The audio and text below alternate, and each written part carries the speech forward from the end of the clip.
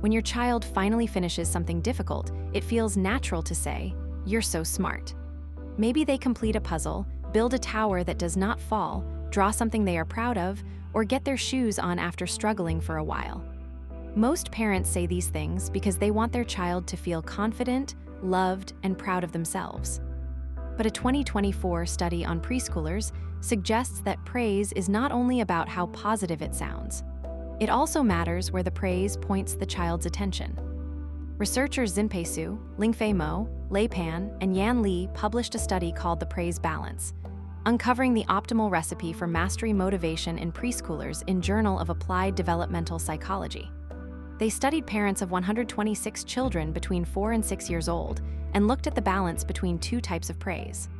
Process praise focuses on what the child did, such as effort, strategy, attention, or persistence. Person praise focuses on who the child is, with phrases like "you're smart," "you're talented," or "you're such a good kid." The researchers found that children showed stronger persistence and mastery motivation when process praise slightly outweighed person praise, while too much person praise and even too much process praise appeared less helpful. In simple terms, praise works best when it helps children notice how they handled the challenge, instead of turning success into a label they feel pressure to protect. That is the main idea of this video. Praise should point to the process, not just the identity. This does not mean parents should stop praising their children. That would be a strange and cold lesson to take from the research. Children need warmth, encouragement, celebration, and the feeling that their parents enjoy them. The issue is not whether praise is good or bad. The issue is what your child learns to focus on after they hear it. When a child solves a puzzle and hears "you're so smart," the compliment feels positive in the moment. The child smiles, the parent feels loving, and nothing about that moment looks harmful. But if that becomes the main kind of praise the child hears, success can slowly become tied to identity. The child may begin to think, "When I get it right, I am smart," which also creates the uncomfortable opposite. "When I cannot do it, maybe I am not smart." That is where praise can accidentally make failure feel more dangerous.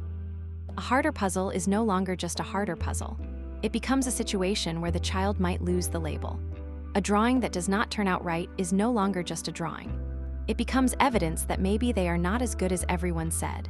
This is why some children who are praised a lot still become careful, avoidant, or easily frustrated when something gets difficult. They are not always lazy or dramatic.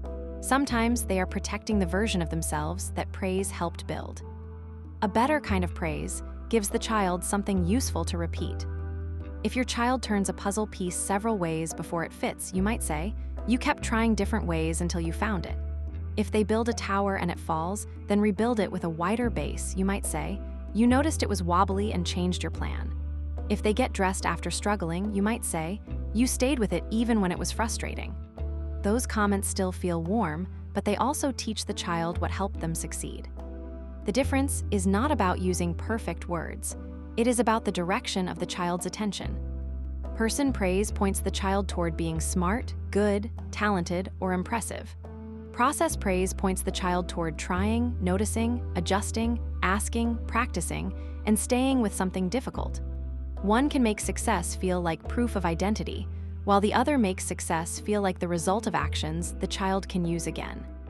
This matters most when the child fails. If a child is used to hearing mostly identity praise, correction can feel threatening because it sounds like the opposite label. Not smart, not good, not impressive. That can make a child defensive, embarrassed, or quick to quit. But if a child is used to hearing that learning involves effort, mistakes, changes in strategy, and trying again, correction becomes easier to handle. It becomes part of the process instead of proof that something is wrong with them. This is why "good job" can also be weak praise, even though it is not harmful by itself. Parents say "good job" because it is fast, positive, and automatic. The problem is that it often does not tell the child what was good. If a child shares a toy and only hears "good job," they may feel approved of, but they may not understand that waiting, noticing another child, or using gentle hands was the important part. If a child works hard and only hears "good job," they may not connect the praise to persistence. If a child draws something and only hears "good job," they may start looking for a rating instead of noticing their own choices. A more helpful response can still be short and natural. You might say, "You waited even though that was hard," or "You used gentle hands with the dog," or "You worked on that for a long time." These sentences do not turn praise into a lecture. They simply make the praise specific enough that the child can learn from it. The 2024 Praise Balance Study is useful because it does not give parents the extreme message that person praise is always bad and process praise is always perfect. The researchers found that the strongest motivation was linked to a balance, with process praise slightly outweighing person praise. That is much more realistic for real families because parents are going to say, "You're amazing," or "You're so smart" sometimes, and that does not mean they ruined anything. The goal is not to panic over every compliment. The goal is to make sure the overall pattern teaches children to value effort, strategy, and persistence more than protecting a label. This also fits with newer work looking at praise over time. A 2025 study with 250 parent-child dyads examined process praise, person praise, and ambiguous praise when children were 4, then looked at problem-solving persistence at age 8. The reason this kind of research matters is that praise is not only a nice moment between parent and child. It can become part of the way children understand challenges later.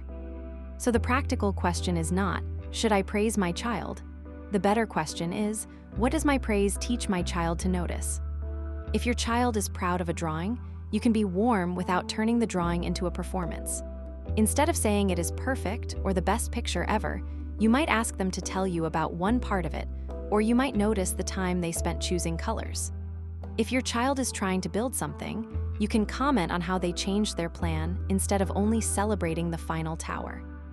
If your child keeps working after getting frustrated, that is often the moment worth naming, because it teaches them that staying with difficulty is part of who they can become.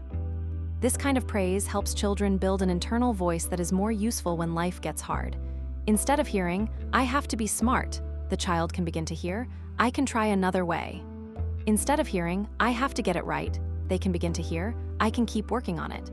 Instead of hearing, "Mistakes make me look bad," they can begin to hear, "Mistakes show me what to try next." That does not mean every praise sentence needs to be educational. Sometimes your child just needs your smile, your excitement, or a simple, "I love seeing what you made." Natural warmth matters. The problem only starts when praise becomes mostly about fixed traits, perfect results, or constant approval. Then the child may learn to chase the feeling of being impressive instead of enjoying the process of learning. A good way to change this is to listen for your automatic praise phrase. Most parents have one. It might be "Good job," "You're so smart," "Perfect," "You're amazing," or "Good girl" and "Good boy." You do not have to ban the phrase forever. Just start adding the process more often. If "Good job" comes out automatically, you can follow it with what you actually noticed. "Good job, you kept trying even when it was tricky," or "Good job, you found another way." That keeps the warmth while making the praise more useful. The main shift is simple. Do not make your child's confidence depend on being impressive. Help it grow from noticing effort, strategy, courage, and recovery. If this happens in your home, tell me in the comments the praise phrase you say without thinking. Is it "Good job," "You're so smart," "Perfect," or something else? Most parents have one phrase that comes out automatically, and noticing it is usually the first step to changing what your child hears most often. And if you want more parenting videos that turn research into practical everyday language, subscribe, because the words we repeat often become the voice children carry into hard moments. The main thing to remember is that praise should not make a child afraid to lose a label.